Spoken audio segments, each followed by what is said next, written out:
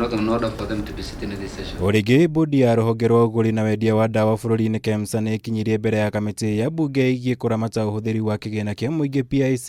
Rita riri muikariri giti kia Mbigitoro umagaritio ni murugamiriri munene wa ihinda wa ruhonge ruru Edward Njoroge na maabitha angi ya mbudi ino. Na kuma kiambiriria maabitha aya mekora haceke thutha wa guthing'iririo mataririe mitaratara itiganite na iria yahuthikire kugura ndawa na indo ingi cia kung'ethanira na COVID-19. Na haha arugamiriri aya moneka kwaga gukorwo na umenyo munene wigie maundu maya kuona tio mari wabici-ini hindi ino.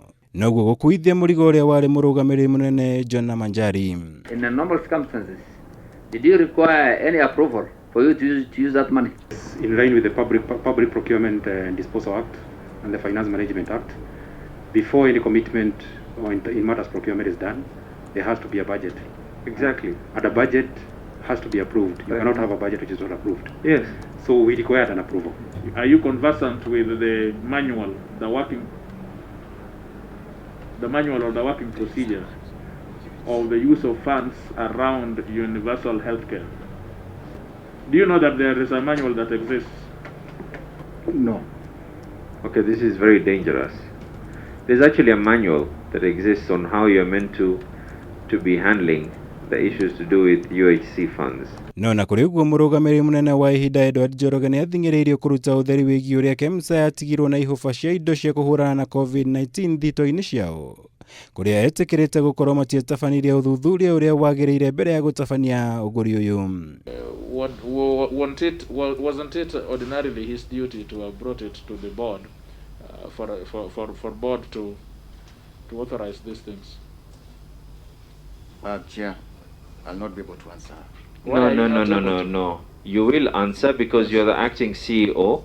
Yeah. You're being asked the question under normal circumstances based on the operating manuals and practices of KEMSA. Shegi uria kandarathi cia kugura indo ici ciaheanirwo Njoroge ugite mawatho maria magiriire matiarumirirwo hari uheani wacio, undu uria ucungiriirie marakara maingi kuma kuri ambunge hindi ya giikaro giki. Did you exhaust the then pre-existing suppliers? Yes. Okay, is there proof that you actually engaged those then? No, there is no proof. So how do we know? There is no proof because the communication was verbal, so there is no proof. So you... From 18th of March to 24th of March, commitment letters were already there, amounting to 3.9 billion.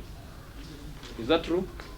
Correct. So in other words, an amount of purchases worth 3.9 billion were done without any form of structures, nothing. In fact, you call them verbal communication to these suppliers. You went out there and you stood on the streets with a trumpet and you called people verbally for the tune of 3.9 billion. Kwa ihinda ruhonge ruru rukoretwo rumurikitwo na njira nene kumana na mateta ma kungumio gwa kigina kia muingi, na kiria kiarongoreirio hari kugura indo iria ciabataranagia hari urigiti na wigitiri wa king'uki gia COVID-19, undu uria nginya wacungiriirie gutigithio wira kwa maabitha nene ya ruhonge ruru.